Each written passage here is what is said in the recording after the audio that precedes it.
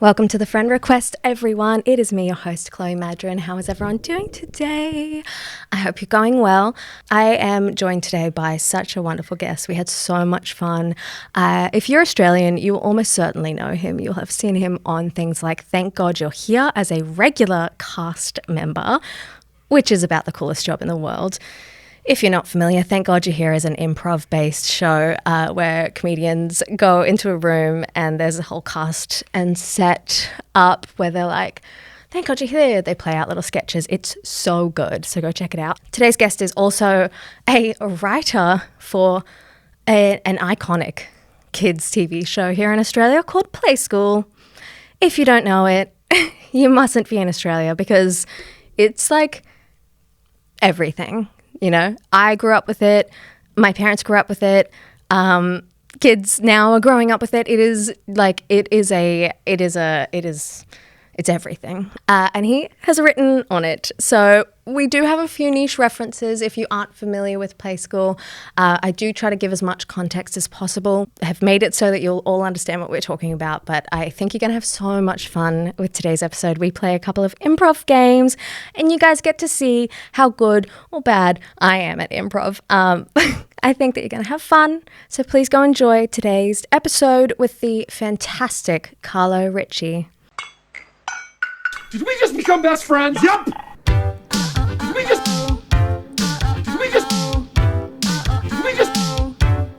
become best friends? Did we just become best friends? Hey. Hey, how are you? Good. How are you? I'm good. Like we haven't just been chatting. yeah, exactly. Just coming into the room right now. Right now. Just sat down. Immediately recording. I used to do it like that, actually. When I recorded at home, I would have it ready to go so that when people... So you would just refuse to talk to them until they were sitting Pretty down much. opposite you? Yeah. I'd buzz them in, I'd open the door, and just no eye contact. Made the people very uncomfortable. It's like a Filipino funeral tradition, I think. Like Is it? In the Philippines, in parts of the Philippines, well, in Pangasinan in the north, Yeah.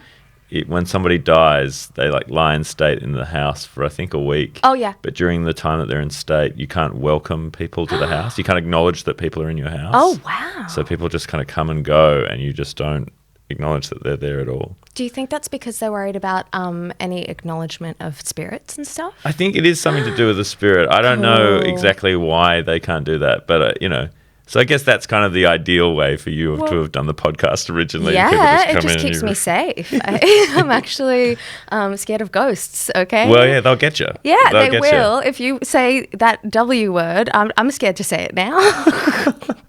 No, if you're welcoming people, you never know. Man, I did grow up with a mother into Wicca. Oh, really? And witchcraft, yes. Far out. Yes, it's unique. Yeah, so were you like going to make spells and things, or did you make like little talismans for the house and stuff? Yeah. Wow. Yeah. What was that like? What was that like to then? Like, was this your entire childhood, or did she kind of convert? When I was 3, she kind of left like Christian church and got really into it from then on. It was probably at its height when I was around 11, 12, which is ideal age for a crazy child to be like, that's real. Okay, I'm going to write spells. Thank God they didn't work. Otherwise, there would be a girl who'd be there'd be a dead girl. A lot of deaths. Gosh. There'd be a dead girl. Yeah, they say that Christianity is a gateway drug to Wicca. Well, I mean, it's what it's based off, really, Yeah. if we're going to get into it. But, because of that, I'm pretty skeptical, but I'm always still a little bit cautious. Yeah. Well, when you've got that at the back of your head, I suppose, like... Yeah, it's like people with their like Catholic guilt and stuff. Well, yeah, I mean, because it's sort of like, if you think about it, like people who were, say, Christian growing up and then they've like left it behind, they're atheists. There's that thing at the back of their head of like, what if mum and dad were right? Yep. And, everything that I was taught about Christianity is actually the full-on truth. Yeah. So you'd be having that except for, carrying talismans to ward off spirits and... Still doing the tarots, Yeah. Don't touch a Ouija board. Never that shit is crossing a road after dangerous.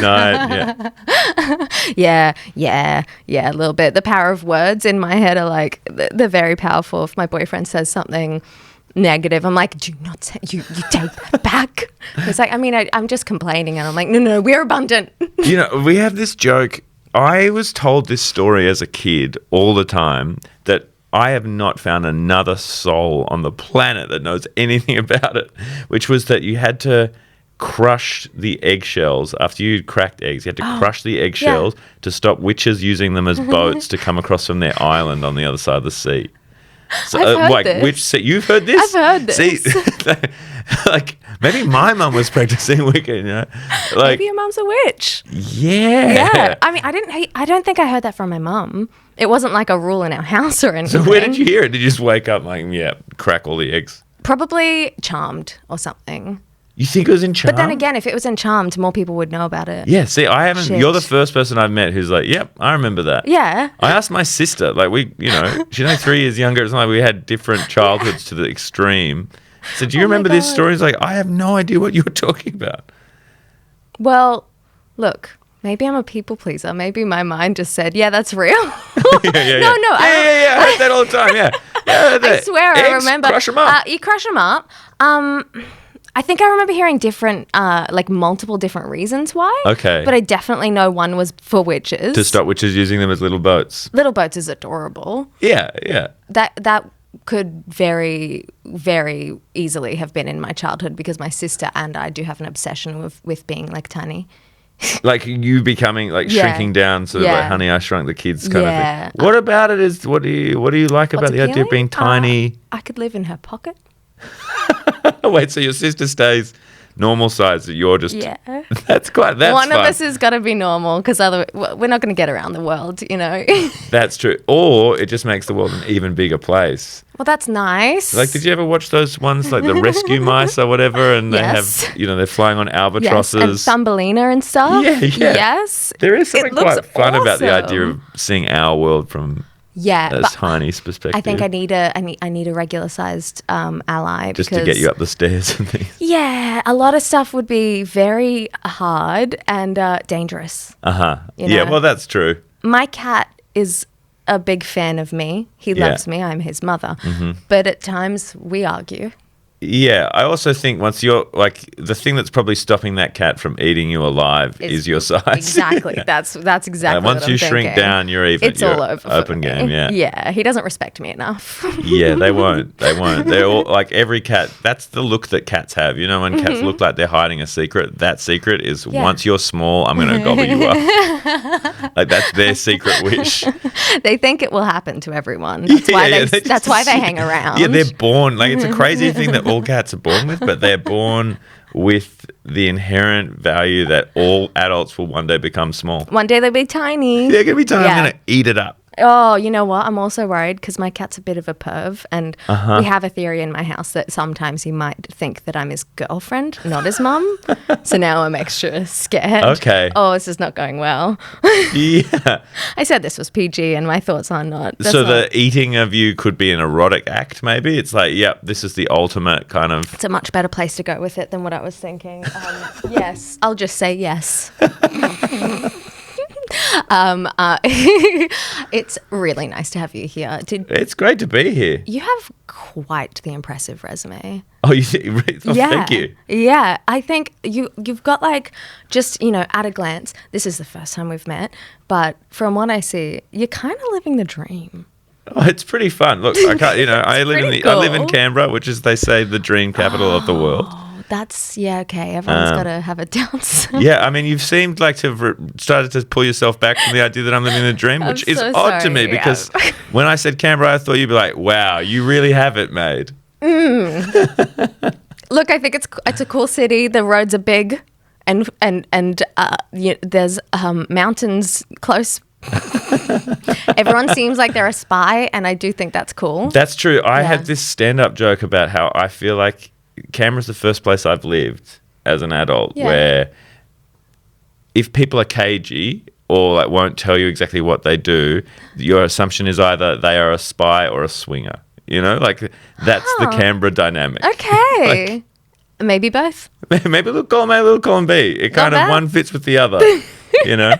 It's like it's that kind of city. There's just a lot of people like, I work in kind of defense. Yeah. Yeah, I've only been once as an adult, and I had my eyes on everyone. I was like, Yeah, what do you got do? to. What do you do? Because they've all got their eyes on you. Yeah. That's the thing. That's why they got shades on. They're actually the secret. Big city for sunglasses. Oh my God, it's huge. And I mean, it may just be because I was there for 2 days and it was overcast, but in my head, it's always overcast. So it's like the sunnies don't make sense. Yeah, we control doing? the weather. It needs to be as bleak as possible so that your sunglasses can be still useful, but it gives everything a sense of real foreboding. It does. Yeah. It's like a Twin Peaks town. Very much so.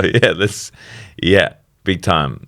Rude for me to call the capital of Australia a town. Sorry about that. It has that vibe. It definitely has that vibe. Like it's big when you think about it in the scheme of a city. Like it's 500,000 people, but it's so spread out. Yeah, okay. Is that a lot? I'm from Brisbane, so... Well, that's true. I mean, that's much bigger. Yeah. But, like a lot of like European cities are around 500,000 to a million, All right. But they're just so travelled. much more compact. Yes, of course. It's very spread out. Yeah, we'll put 500,000 people in the walls of this city. Yeah. And they haven't really spread beyond. No, we've got a lot of space in the whole country here. I mean, even though Brisbane's population is big, it is very spread out. Brisbane is so spread out. It's fucking silly. Places that I remember as being other towns near Brisbane are now part of Brisbane. Oh, like where? Like Indooroopilly and... when did they take that on? The sprawl of the city is like so big now. Okay. My cousin lives near... Is it Cunningham's Gap? Oh, I don't know that It's one. on the drive from like Toowoomba to Brisbane. Oh, okay. And like parts out there that I can remember that still being farmland for so long to like, what's it called? It's got a funny name, Bow Desert and stuff. Oh, yeah. And then those places are like slowly becoming closer and closer to the fringe of the Brisbane as you drive from the south. I got to get back there. It's a real spread. Yeah, okay. Well, I mean, look, it was nice to grow up with because it got me really used to traveling very far for anything.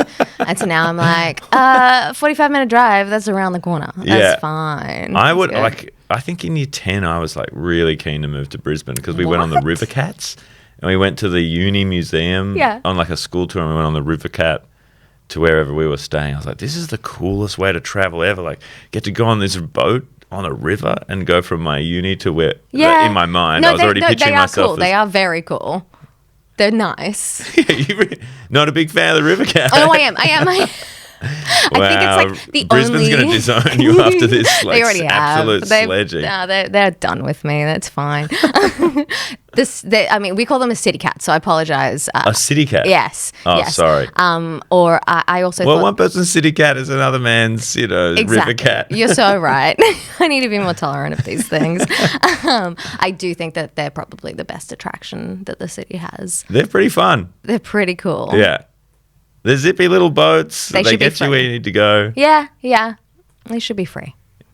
Are they not free? They're not how are they expensive? Yeah. Yeah. Some of the most expensive and least reliable public transport in the world. Least Brisbane. reliable? Yeah. There's nothing that can get in their way. Well, not the ferries, the city cats are all right. I think just overall public transport in Brisbane is no good. Yeah, right. Yeah. I saw the Greens were like pitching to make all public transport in Brisbane free and they'd done like modelling that showed that it actually would save money. I'd love to see the and modelling. they started doing it. I think they have started. What? I think Brisbane is like. They were like putting on like Saturdays were free or something like. Or oh yeah, okay, that makes sense. Certain days. Look, I think they've always had the justification of like not having the population to support cheaper or better public transport. Because I get it. You get on a bus and it's one every hour and there's 2 people on it. I understand. It's like that's not making a lot of money. But I clearly need to take a look at this Greens policy because it sounds fucking crazy to me, but I want to trust him. Yeah. Especially right now. I want to back him on anything. Yeah. God damn. And this has been the public transport segment of the podcast. Yeah. Look, once I get down that public transport, Warren, I'm deep. Yeah. Well, you are an improv man. Yes, that's true. King of the riff. King of the riff. I don't know if anyone's called me the king of the riff. I'm calling you it now. Whoa, that's huge. Yeah, it's huge. Was there a bloodless coup? Yes, just before you arrived. Yeah, we sorted it out. That's why no one would acknowledge me as I came in the house. And the king's body was in state. The former king of the Riff, just out there, lying there for us all to see. That makes so much sense now. It's a little grim. Yeah, it's sad. The king is dead. Long live the king, I guess. You're the new king. That's all right. Cool. It's great. I mean, man, okay, for the listeners, obviously I'll do a little intro and I'll let them know all of the things that you're on.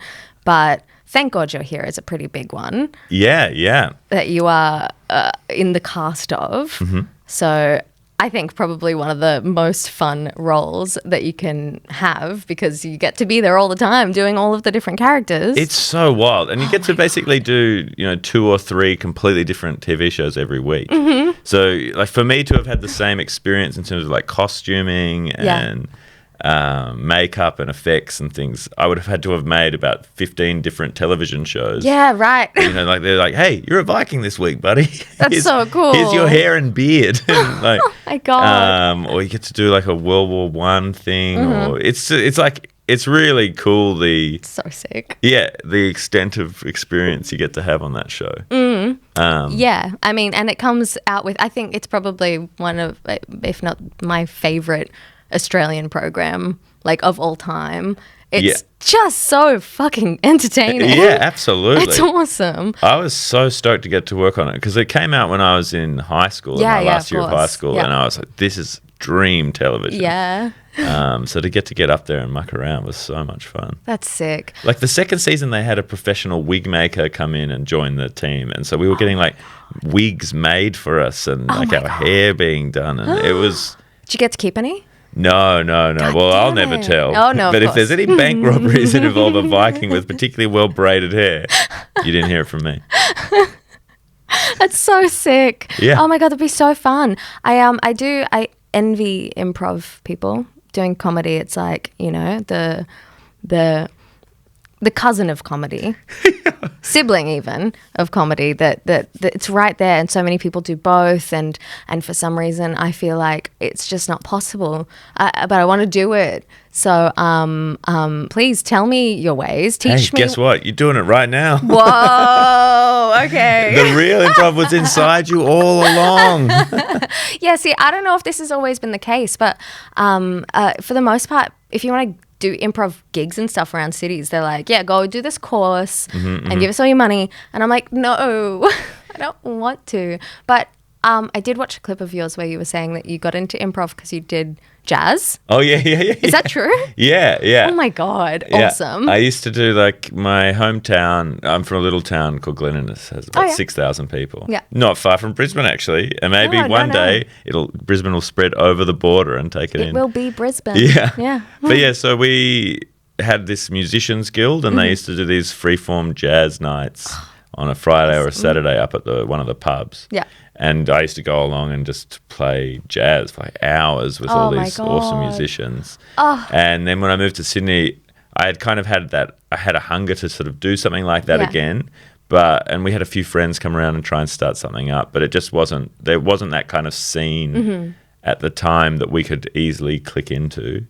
And then I'd gone to see improv up at Sydney Uni, where I was studying. Yeah. And I was like, this is the treat. This is what I want to do. That's so sick. Yeah. It's quite a leap. Like, obviously, you're improvising with music, but it's still such a different thing to see that and be like, yeah, that's the same part of the brain or something. Like, I guess like it is a leap, and it's also not in some ways. You know, it's as you say, like you're engaging the same part. I feel of your brain, but also you get so used to when you're working, like doing jazz, improvised jazz.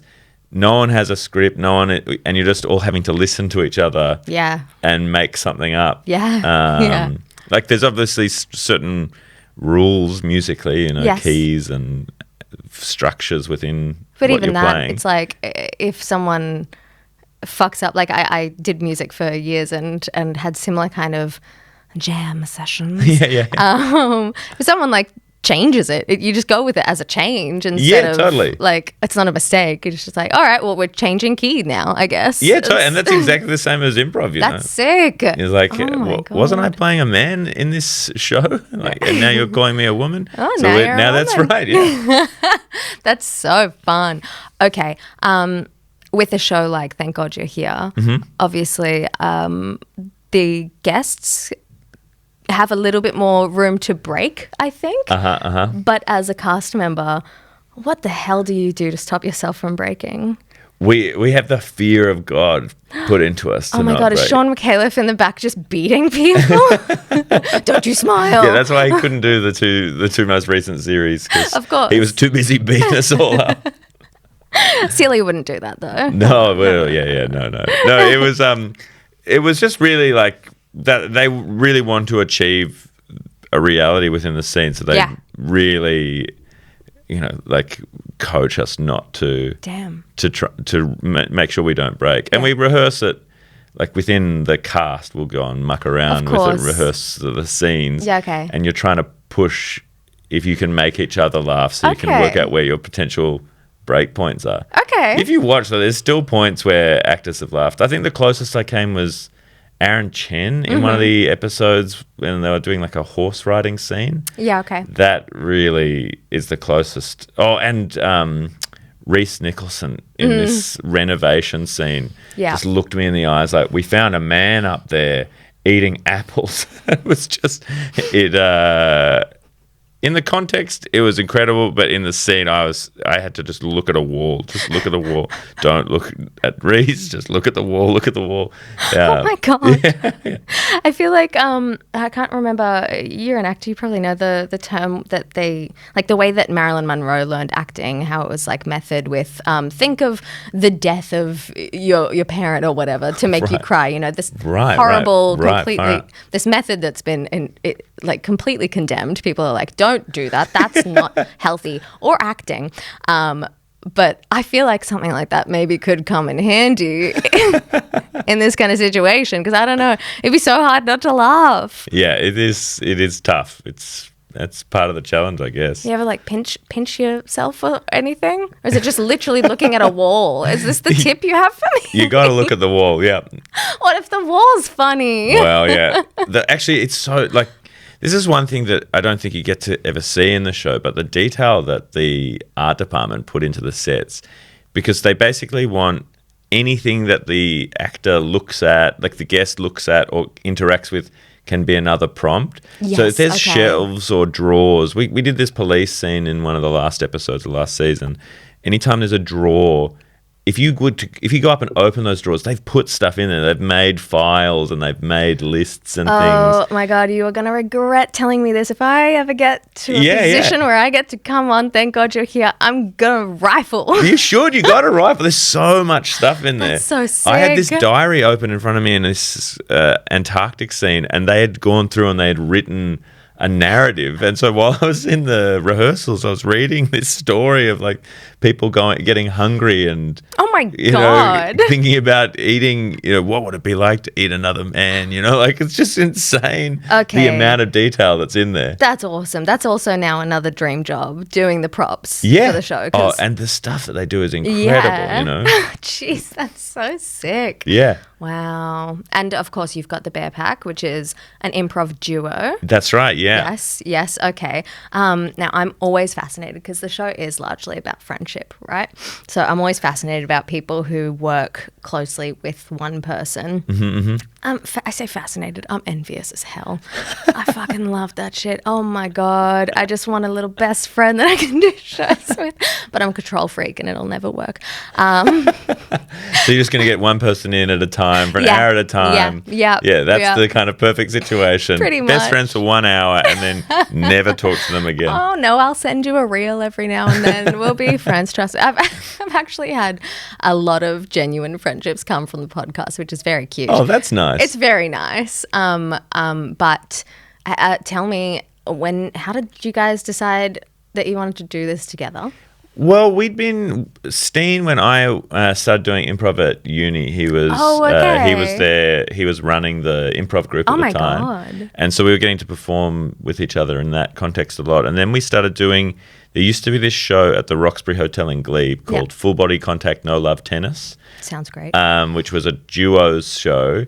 And that was the guy who started it. He had found a men's doubles. It was like the Sydney Jewish Tennis Club's under 19s doubles, under 21 doubles championship trophy. He just found it on the street. Fantastic. And so he used that as the context for this show. So he's like, they'll have under 21 minutes to do a two-person show.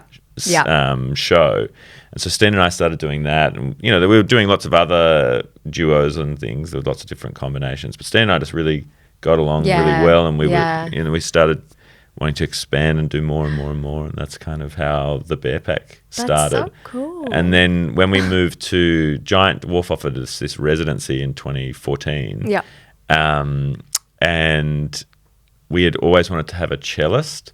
And so we knew someone, like a friend was like, Ange used to play the cello. Yep. And we just called her, hey, would you want to be playing cello for an improv show? And she said, well, to be honest, I don't really play cello anymore. I'm like, great, you're in. That's perfect. And then we started mucking around with Ange, and then that's kind of how that whole Trinity was born. It's such oh my God, and it's such a great addition. Like, obviously the listeners can imagine, you've got someone scoring the scenes that are happening. And the cello, oh my God, what a perfect dramatic instrument. Yeah, and it has such a cool range. Yeah. You can do the staccato and be in a jazz club, and then you can do really eerie, creaky sound effects. And it's really fun. Oh my God. So how long is that now then that you've been doing the shows, all three of you? The three of us is since 2014. God damn, that's a long time. Yeah, and Bear Pack, we started in, I think, 2000. Started doing the longer form shows in, I think, 2010. I think. Damn. Yeah. God, it's been a while. What's the secret? How do you keep the magic? Does Steen live in Canberra as well? No, he lives in London. I didn't think so. Okay, so that's how you keep the magic alive. Yeah. So we'll get together, however many shows in the year. That's probably how many times we will see each other, because we'll get together and we'll do the shows, and then. That's so good. Yeah. Okay, this is I know I speak to a lot of people who do. Becky and Cam always come to mind as the first example, people who have these kind of comedy partnerships, and they were great to talk to about it because they were like, at this stage, had done so many years of things together, but were kind of doing things apart and had to set these boundaries. And it seems to be a pattern amongst most people working closely with friends a lot, that they've got to set some boundaries, and there are some tough conversations that had to be had. But the way that you guys have organised this sounds like you've kind of nailed it. Yeah, you got to live in different cities, have very different lives and careers, different countries, and you just want to meet to do the shows. That's perfect. It's like every time I see my family in Brisbane, it's like it's magic, it's bliss. We don't have time to fight or get upset. No, that's not true. We do. You're always bloody yakking on about the city cats. I'm obsessed with them. Yeah, fair enough. Fair enough.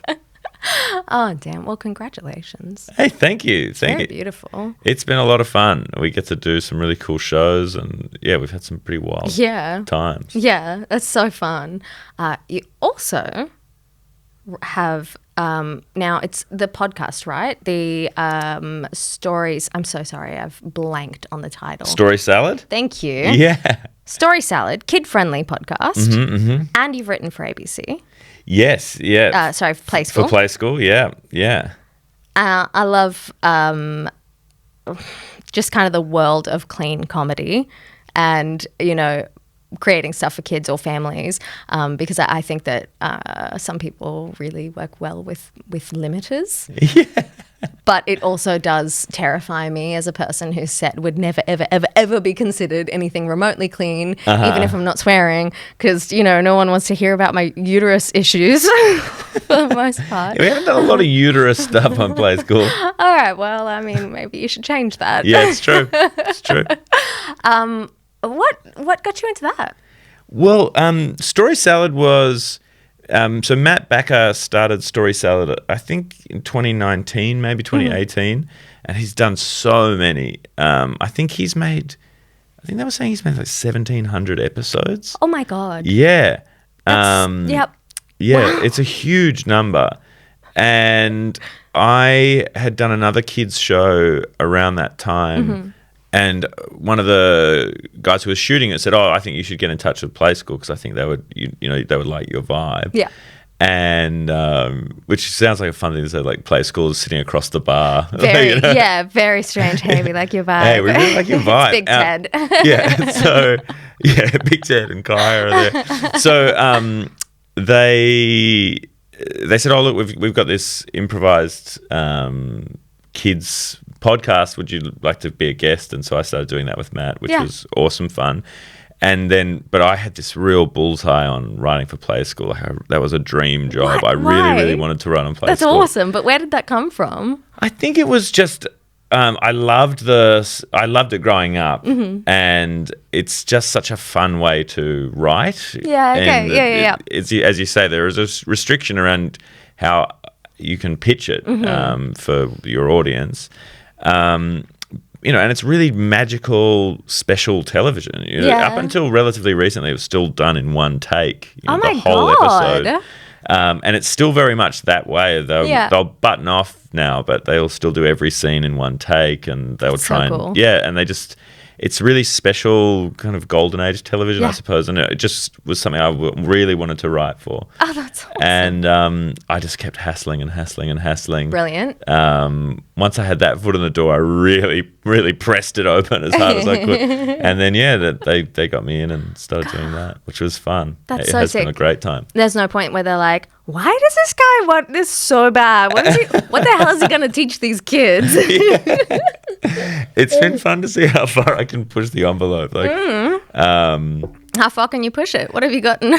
I put in, it's this kind of, every time I write a script, because there's, the writer's directions will never get seen by an audience. Of course. And so I write so much. Like I did a 1-page long scene description about this fading country town's glory, and how since the railway closed, it's been in a spiral downwards, and and there's things that are just for the writer's room will get to ever read and stuff. That's so fun. Just little things if I can try and slip them in and have fun and try and make jokes for adults. Yeah. Nice. That's awesome. I actually have I made a new intro for this podcast this year, like start of the year. And there is a small sample from the original Play School song in it. So, is there? Yes, when I was prepping for this, I was like, oh, that's right. That's so cute. It's a little bit of like the do like those little falling pots and pans kind of sound, So we're all in the same world. Hey, it's a special show. It really is. It really is. And I've got listeners all over the world, so a lot of y'all won't know Play School, but I'm pretty sure even then, like it is. People know it elsewhere because it's it's the thing that raised multiple generations. Exactly. It's and when you think about it, because I get to watch it now with my daughter, it's a co-viewing experience for us. We watch Play School together. That's cute. And it is fun because you obviously just notice these things that as a child you aren't aware of. Like there's little jokes for the parents and things. Right. And I've watched some old episodes now of like John and Noni and Benita era of Play School. And there's some wild stuff that they would throw in there. Yeah. Okay. I have got to go back. That's awesome. And so now you're throwing a few of those in yourself. Nothing to that extreme, but yeah. Okay. I did try and get a JFK reference in there, but it got shot down pretty quickly, much like JFK. Fuck. All right. Okay, very good. Do you ever do like clean live shows? As in with stand-up or... Anything, stand-up, improv? I've done, Bear Pack is like moderately clean. We very rarely swear, and there's definitely some sexual and adult references. Okay. A lot of killing. But can it count as clean if it's just no swearing? Because I don't know. There's some pretty brutal fight scenes, I guess. maybe I could do it. And then we do a stage show of Story Salad a bit. Yeah, okay. But my stand-up is so unclean. Like my stand-up is about like pornography and like all kinds of like way beyond what could be considered clean. Like even stuff that I do about the Titanic is often like I like did a bit about the Titanic being like navigating a threesome. Like this is the same as sinking of the Titanic. Like it's yeah, okay. Yeah, there's very little clean stuff in there. That's beautiful. People have layers. Yeah. You know? I think that's an important thing to remind people. Even like I did the Canberra Clean Comedy gig for the Comedy Festival in Canberra. And I was looking through my material. I was like, there's nothing in here I can use. So I just took a banjo and just improvised songs. That was easier than trying to figure out a way that I could do my material in a satisfying way. Yeah, I feel that. When it's a crowd of a certain demographic that I'm like, they're just not going to enjoy anything too dirty or dark in general. I'm like, crowd work. Baby, crowd work all the way. And then we can even kind of get close to that line. But they're like, oh, it's about me, so it's fine. It's a good way to go with it. Hey, that's it. You gotta work that crowd. Improv is everywhere. Yeah. Hey, look behind you. There it is. You actually got me excited for a second. I thought that maybe something was there. I do have some sleepover games. Okay, yeah. For us to get into. I had one more question, though, about...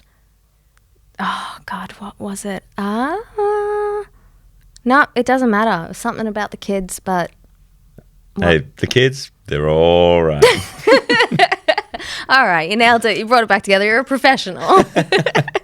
Yeah, okay, so I've got some sleepover games. I did want to ask before I got into my sleepover games, because I'd love to do more improv.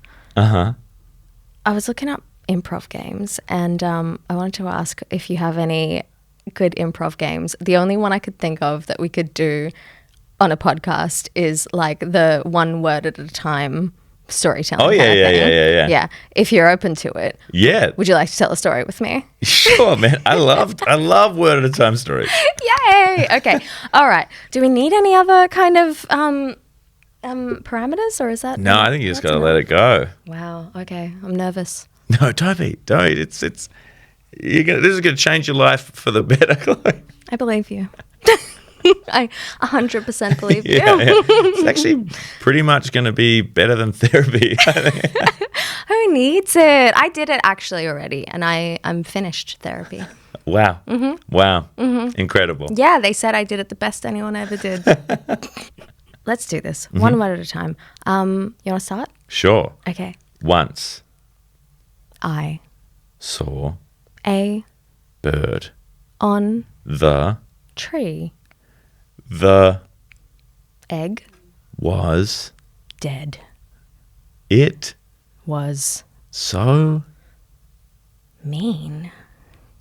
It ate my egg. The Bird cried. But It wasn't tears of sadness. It Was tears of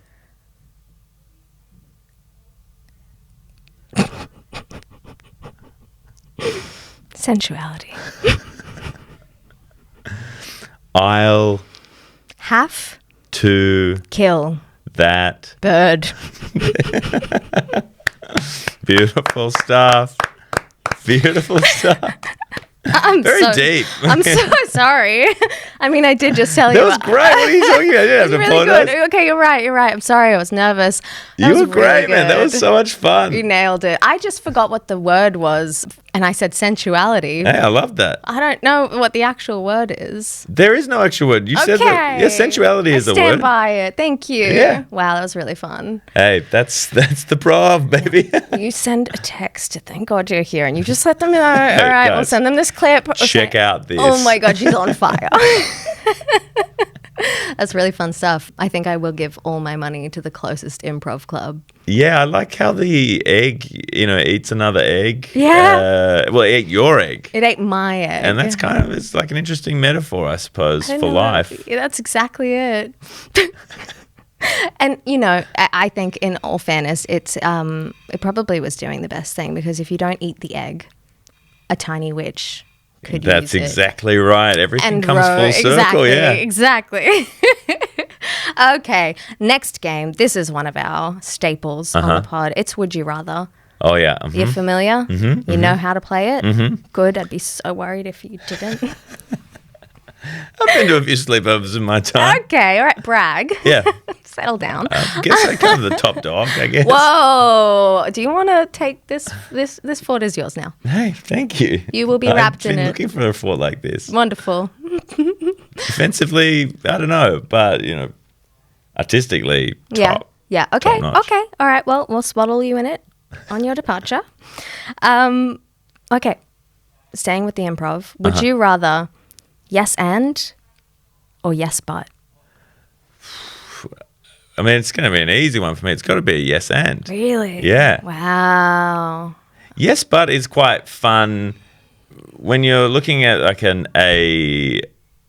like today I was writing a play school script this morning, and I had to think about whether I want to use yes and or yes but in a scene. Yeah.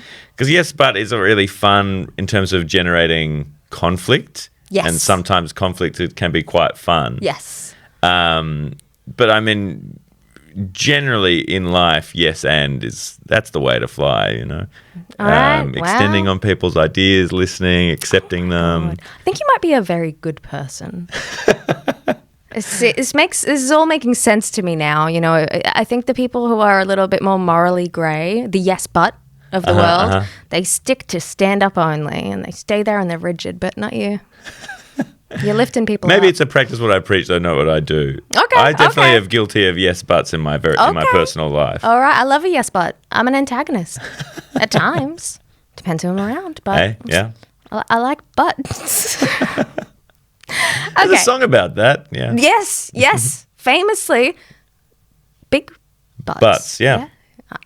It's a great song. Hey, it's my it's out anthem. Oh yeah. Yeah. Is that you've got the entire lyrics tattooed down your back. I do, yeah. It's quite small, so some people will think, no, she doesn't. I've seen, she's worn backless things, you just can't see it. Yeah, and it's that kind of fine, invisible ink too, so it only shows up under black lights. Or a lemon. You can squeeze a lemon on my back and it'll come up. Is that right? Yes. Yeah. It's the things you learn. I know, and technology these days.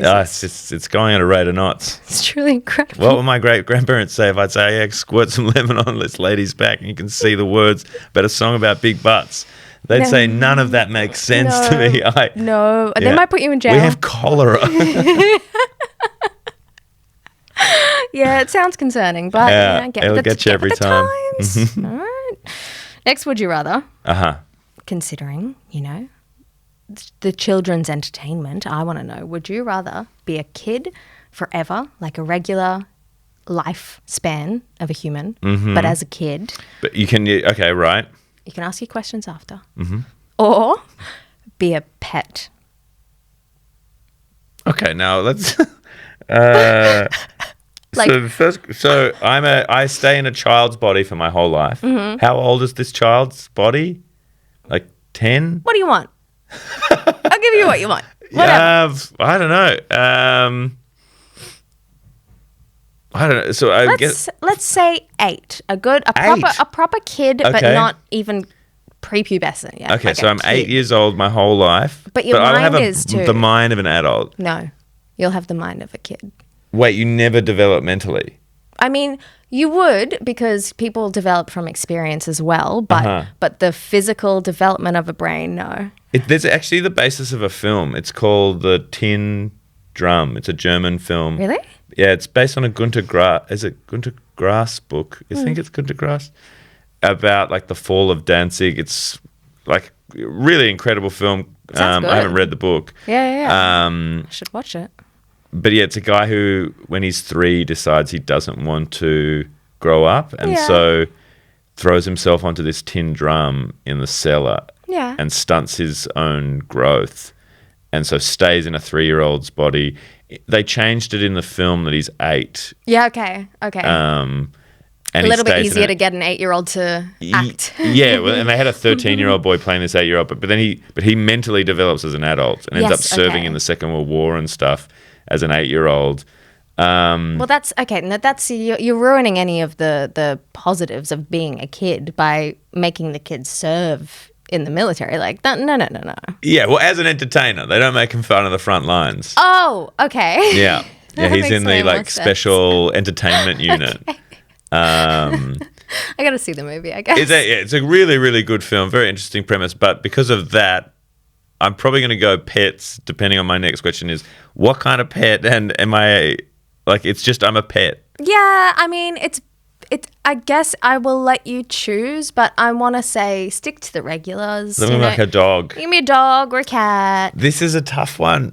Dog or a cat. I think there are pros and cons of both. Yeah, I just don't like the idea of being stuck in a child's body my whole life and then having an adult's brain. No, but you will have a kid's. Yeah, a kid's brain, but I'm still then- getting I'm getting every year of experience. It's like the baby vampires in any vampire thing. Like in Yeah, Twilight, yeah. they were illegal. They were not allowed. They were called eternal children or something Yeah, like that. yeah.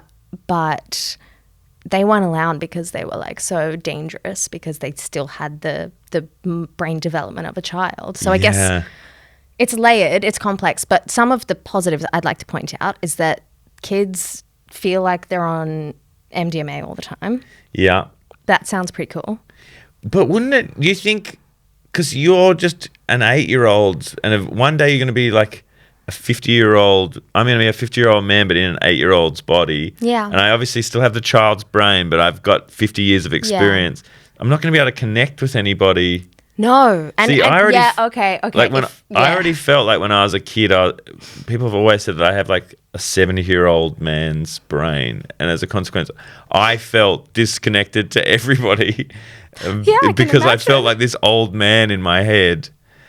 That's such a And crazy that's thing just- to say to a kid. Yeah, but it's like so with my brief experience, and in that sense, I knew that I was going to be like, one day I will get to be 70 and be in my perfect final form. Yes. I had the same thing, but 33 was the age I wanted. But then this is the tough thing about this. Would you rather? I also don't want to be a dog. I don't want to be a cat. I don't want to be somebody's pet.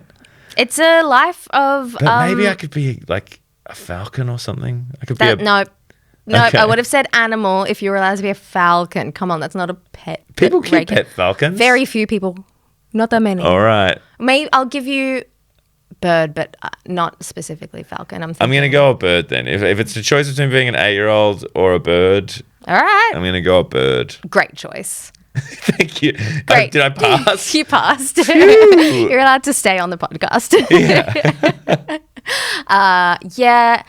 Look, so provided that the pet's being treated decently, obviously, that's got to be a better life. Yeah. Yeah. 'cause, Absolutely. I mean, cat. Like I would probably choose cat or bird because a cat that's just sleeping. And it's also the thing cuddling. about childhood that makes it so special and wonderful is it is a temporary, ephemeral thing, That's so true. and beautiful. it's you don't want that to last forever. No, you're right. You right. want the joy and the feeling of that to Yeah. last your whole life, but Yeah. you don't want the physical presence of that to be your everything for the rest of your life. Yeah. When you mentioned connections as well, I immediately did think about romantic connections and how any which way you go, that's wrong. It's going to be a bad time. It's not okay. Yeah, that's a big cross of the film, the tin drum, and Is the it? book, The Tin Drum. Yeah, I've got to watch this movie. yeah, because then he's like, he's a 30-year-old man, but not another and he's 8-year-old. forming connections with women like that are, in their 20s. Oh God, yep, okay. But then they're like, well, we can't do anything about this because you're an 8-year-old. Yep. Yeah, Okay, good decision. he ends up having a kid. Not to Look, it's a great film. Spoilers. Yeah. What's it called? The Tin Drum. The Tin Drum. I'm writing it down. I got to check it. And also, I'm going to mention it in the intro so that people know there are fucking spoilers. yeah. For Gunda Grass's seminal The Tin Drum. Yes. People got to know these things, okay? Look, while we're already being very close to the line of gross, I'm going to get into the fuck, marry, kill. Yeah, okay. Now, again, international listeners, I apologize. I hope I explained this thoroughly in the intro that I'm recording after this. For the Australian listeners, and you'll know exactly who I'm talking about, but I'm going for play school icons. Oh, no. Fuck, marry, kill, Big Ted. Oh, my God. Jemima and Humpty. I don't know if contractually I'm allowed to do this game. I'm so sorry. Like, Carlo, That's fair. we watched it. We saw we heard the podcast, we watched the videos, you're fired. Have they seen your stand-up? If this is the line, I mean, do you want the job? Okay, so here we got Big Ted. Big Ted, Jemima, and Humpty. Big Ted, Jemima, and Humpty. Mm-hmm. Okay, so look, the kill is going to have to be the easiest one. Is probably the kill, and I'm going to have to kill Humpty. Wow, tell me why. So Humpty exists, I think, purely in a liminal space between, like, Humpty is that kind of, what do you call it? Like, it's like a Schrodinger's cat. Yeah. In that, the classic nursery rhyme, he climbs up onto that wall, he falls down, no one can put him together again. So anytime you see Humpty, there's this sort of sword of Damocles hanging over his head that at some point he's going to fall off that wall. Yeah, and So when you're not looking at him, he is both on the wall and splattered. On Exactly. He exists in both states simultaneously. So every time you see Humpty, like, he's on borrowed time. Yeah. And if I kill Humpty, if I push him, it's going to be a mercy. It's going to be a mercy killing. It's happening eventually. Exactly. Okay. Why not just do it today, you know? All right, good call. He's a mess too. Let's face it. He's a wreck. Yeah, Oh exactly. And did you say Big Ted or Little Ted? Big Ted. Okay, Come Big on. Ted. Well, then I'm not a freak. It's gonna. That would be creepy and weird. Yeah. Well, then that makes it that easy too. I'm gonna have to fuck Big Ted because Big Ted. Again, like, I might lose my job for saying this, but Big Ted, he's got that energy. He does. It's his name. Like, if you meet a guy at a party and you're like, hey, that's Rosie and that's my friend Peter, and over there, that's Big Ted. You're like, Big Ted fucks. Oh, right. Yes, 100%. Which I feel very uncomfortable. As soon as I said that, those words, hated saying that. It was natural. Did it felt not right. like saying no, that. it was good. I mean, the name says, I'm not saying the Big Ted. I am saying the Big Ted, but only because I am most familiar with Big Ted more recently from the ABC building in Ultimo. Oh yeah, they've got the Big Ted there in the lobby. Yeah, the big Ted. He's like Ted. he's like people size, so it's like normal for me to think about it. It's normal for you. Yeah, all of that explains that being normal. Yeah, totally, because it exists. Yep. So therefore, it's normal. Exactly. All right. So you're marrying Jemima. Yeah, and marrying Jemima. Yeah, Jemima's a classic. She's cool. She's cool. She's lived an incredible life. She's had a lot of experiences. I think we'd have a lot to talk about, and that's I think the secret to a good marriage. You know, being able to chat. I gotta respect it. Got to surprise each other with all the. She's been to space. She's been to space. Yeah, multiple times. In what? In Seriously? play school episodes, yeah. Not in real life. They didn't take her up. She haven't shot at a space yet. I thought maybe, I don't She know, was up there with Katy married Perry. a billionaire. Yeah. She was looking snatched. Okay, well, that's a really good answer. I thought that I might have fucked Humpty and married Big Ted. Whoa, you'd fuck Humpty. But only because I thought he was a mess and I kind of thought that was a bit of fun. He's a mess. I was like, yeah, he's a fucking... And, like, if he can't get it done, like the horses and the men... All the king's men, they can put it together. They can get it done. And I did think that maybe Jemima was, like I worried. I don't know her well, but I was a little worried. Maybe she's a pick-me or something. But I clearly have misunderstood her, and I would like to formally apologize. She's got a lot of depth, you. Jemima. Yeah, clearly. Yeah. She's been through a lot. Yeah. She's, a progressive mid-century woman. You know? She was born in the crucible of the 50s. Yeah, and She's for out her to there. have been to space, like that's for her generation, that's fucking huge. Yeah, massive. I mean, it's big for anyone. Yeah, she's been like a jazz musician. She's traveled. She can fly. Like, she's always going to be surprising you. You're going to have lots of stories from old Jemima. It's a really good decision. Yeah. Okay. Well, you know, I pray to not receive a message from you saying, please cut this part. But if you need to, just let me know. We're up to the last game. Okay. It's truth or dare.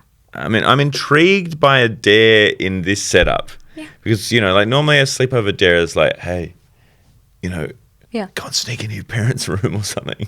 Yeah. Yeah, I'm going to go make you sneak into like one of the producers' what am I gonna do? Yeah. offices. Yeah. Go and steal some beer. So I'm going to go truth. Okay. All right.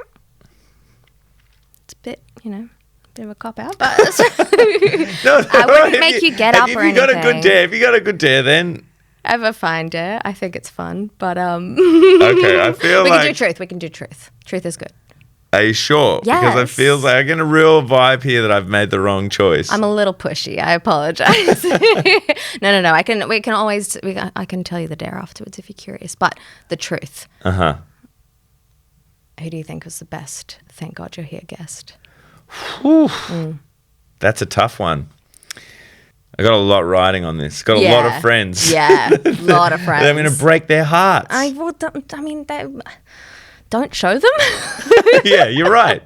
Yeah, you're exactly right. Except for the one that you do pick. Send it to them. And Yeah. say, You got to see this. Love you. That's a really tough call, I think. You can choose the dare if it's too hard. Maybe it is too hard. Maybe like I don't want to choose. It's like I'm holding a gun to my friend. It's worse. Yeah. I think if I narrow it down, it's going to be that thing that I'm going to be driving home today and I'm going to be thinking like, oh no, I needed to think more about it. Oh God. It's Okay, going to haunt me. I don't want to haunt all their you. ghosts are going to appear at me at Christmas Eve. Yeah, it's very possible. So what's the dare? Come on. Okay, you know Ben Lee, Yes. Aussie musician, podcaster, icon. Do you have his number? I'm not asking for it. I have it. Okay, don't. I'm not being weird. Do you have his number though? I don't have his number. Oh, You got him no, on I don't. Instagram, right? I do, yeah. All right. I dare you to send him a message saying, "There's a bear in there." ... Right now. Yeah, no context. I would love to see. I feel like he's just going to roll with it. I think he's going to love it. Oh, okay. I love Ben. He's a delight. And I think if anyone can take a very strange message. Just there's a bear in there. ... Yeah. All right. I haven't done this since I was a kid. And I had a real thrill. Yes.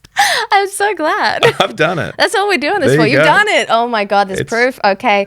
Please, if he responds, please feel free if you want to screenshot it and send it to me because I'd love to know.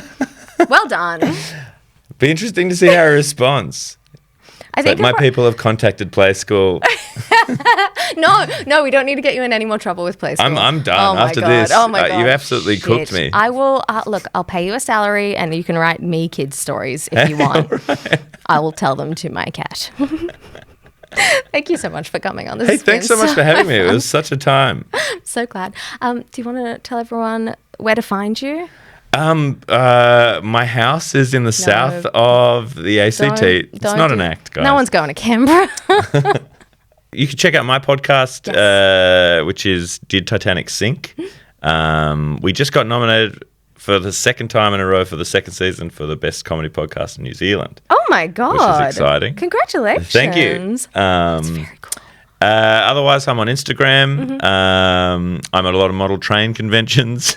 You could come and Awesome. find me just walking around looking at those model trains. Yep. Yeah. Okay. Yeah. All Cool. the classic socials. You know. Yeah. Podcast, Instagram, model train conventions. The holy trinity of the comedy world.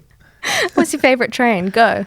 Oh, First, a favorite train. I really love the Flying Scotsman. It's a stunning feat of engineering, and it is Okay. incredible to think that that train was built in 1850. Mm-hmm. I think in the 1850s, like mid 19th century. I That regret thing's up and asking. running.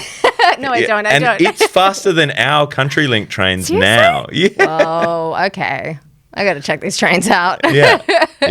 It's a time. Okay. I'll put all the links to your socials, including the train shows that I'm clearly very familiar with. Oh yeah. You got to get around the Canberra Model Train and Miniatures Exhibition. Oh my God.